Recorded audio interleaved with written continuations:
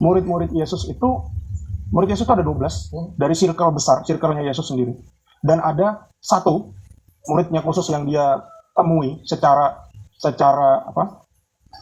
spiritual, dan ada lagi 70. Jadi total ada 83. 83 murid. Bukan 12. Bukan. Di dalam Lukas 10 itu ada 70 utusan lagi, 10 apostol lagi.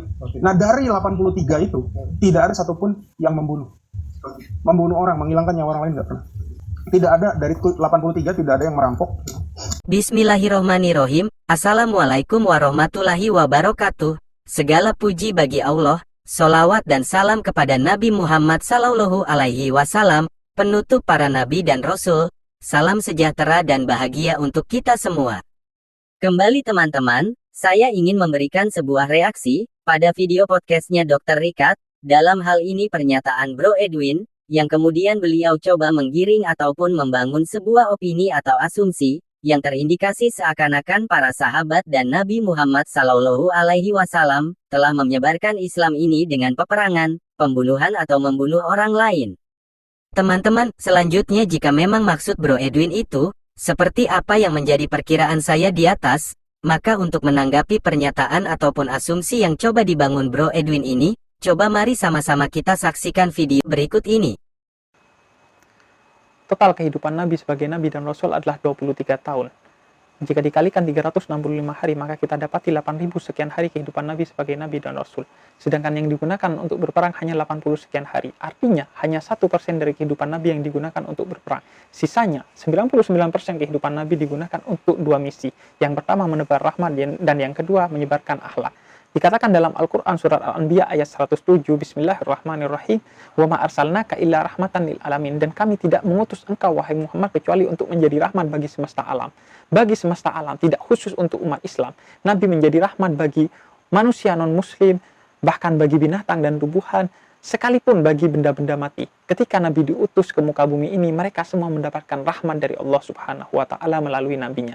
Dan yang kedua dikatakan dalam hadis Nabi, innama bu'istu liutammima makarimal akhlak. Sesungguhnya aku diutus untuk menyempurnakan akhlak, bukan mengganti akhlak atau membawa akhlak yang baru, tapi menyempurnakan. Artinya akhlak-akhlak yang baik di masa sebelum Nabi, Nabi pertahankan dan lestarikan. Dan akhlak-akhlak yang kurang baik, Nabi perbaiki dan sempurnakan. Serta akhlak-akhlak yang buruk, barulah Nabi ganti dengan akhlak yang baik dari Nabi Shallallahu Alaihi Wasallam.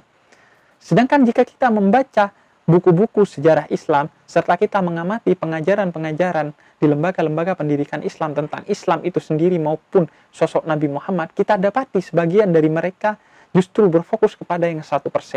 Artinya, mereka menjelaskan Nabi dalam bingkai peperangan, dari perang Badar, perang Uhud, sampai perang Tabuk. Seolah-olah Islam itu adalah agama pedang, dan Nabi itu adalah pribadi yang menggemari peperangan.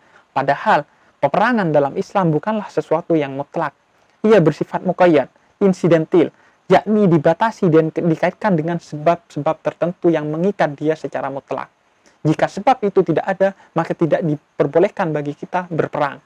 Maka kita dapati prinsip-prinsip, syarat-syarat, serta etika-etika dalam Islam. Prinsip pertama dalam perang Islam, yaitu bahwa izin perang dalam Islam adalah hak prerogatif Allah. Artinya, perang itu hanya boleh dilakukan jika diizinkan oleh Allah Subhanahu wa Ta'ala. Tidak ada pada diri manusia keputusan untuk berperang itu. Sehingga kita dapati di zaman sebelum Nabi Muhammad tidak ada peperangan di saat itu. Karena memang tidak ada izin berperang dari Allah kepada nabi-nabi sebelum Nabi Muhammad. Kecuali satu, ketika Bani Israel meminta izin kepada Allah untuk berperang. Dalam artian tetaplah statusnya adalah izinnya berada pada Allah, dan Bani Israel meminta izin kepada Allah untuk berperang karena mendapatkan perlakuan yang dolim dari orang-orang yang menjadi musuh mereka pada saat itu. Begitu pula dari kehidupan Nabi di periode Mekah.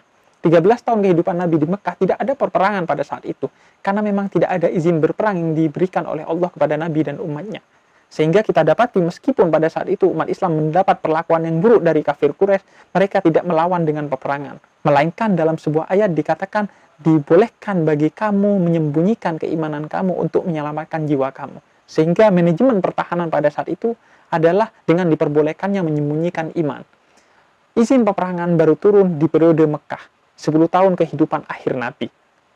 Dan ketika Allah mengizinkan perang di periode Madinah itu, ada prinsip-prinsip, syarat-syarat, serta etika perang dalam Islam. Kita dapati prinsip syarat dan etika itu dalam surat Al-Baqarah ayat 190. Bismillahirrahmanirrahim. Wa qatilu fi sabilillahi alladziina yuqatilunakum wa la ta'tadu innallaha la yuhibbul mu'tadin. Dikatakan dalam ayat ini bahwa yang pertama, peperangan dalam Islam itu pada prinsipnya adalah bersifat defensif, bukan ofensif.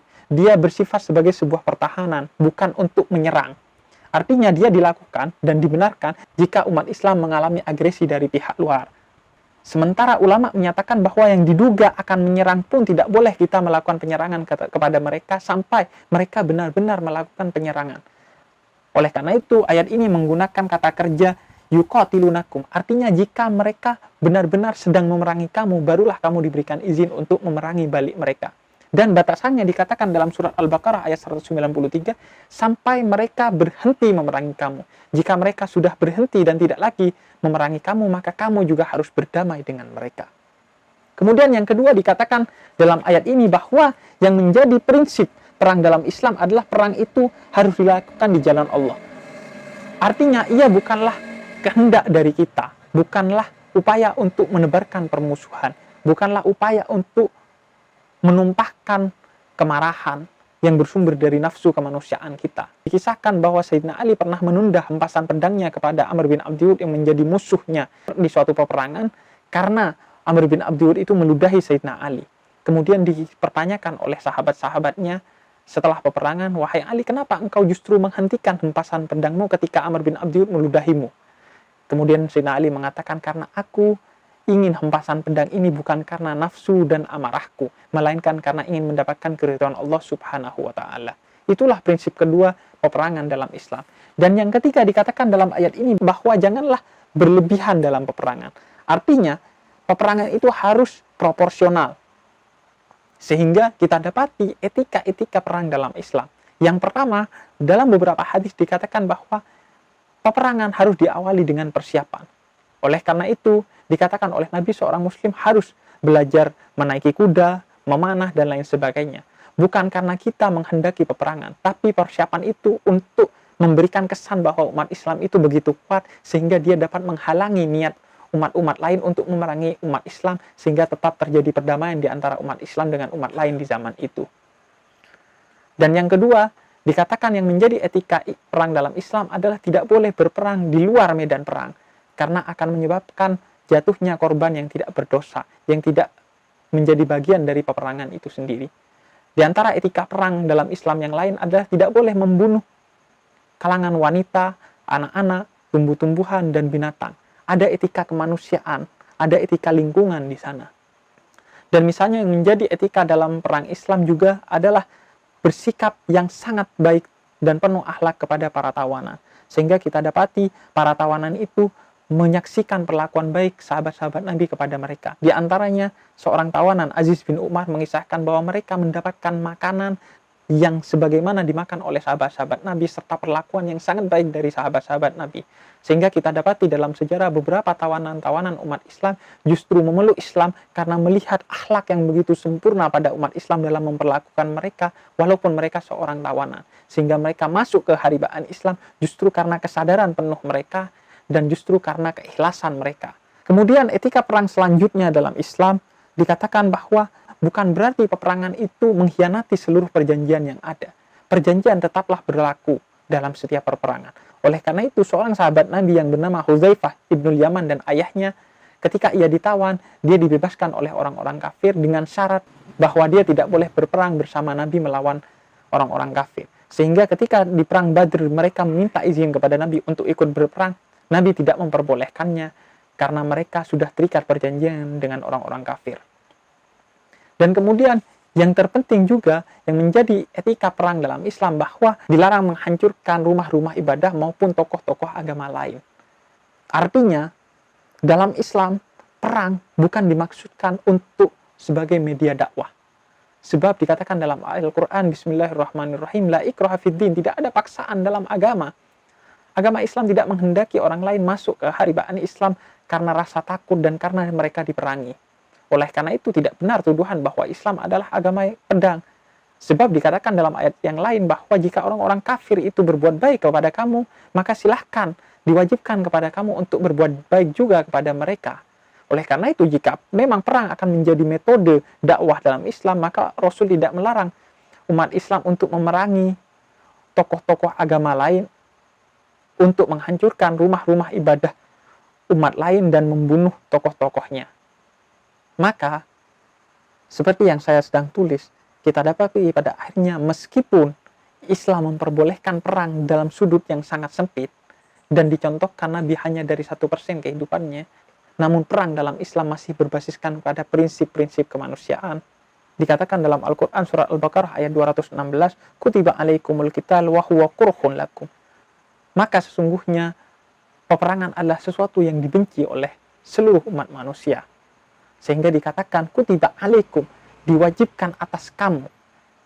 Kata atas kamu di sini oleh Syekh Mutawalli Sya'rawi ditafsirkan betapa beratnya dan sebenarnya bencinya orang kepada peperangan, tapi jika dalam keadaan terpaksa dia digunakan untuk menegakkan perdamaian dengan menetapkan prinsip-prinsip dan etika-etika perang sesuai dengan tuntunan Islam. Sehingga kita patut heran jika ada orang-orang yang menggemari peperangan, apalagi mereka adalah bagian dari umat Islam. Sebab peperangan itu bukan hanya tidak selaras dengan ajaran Islam, tapi mengkhianati fitrah manusia yang pada dasarnya membenci peperangan.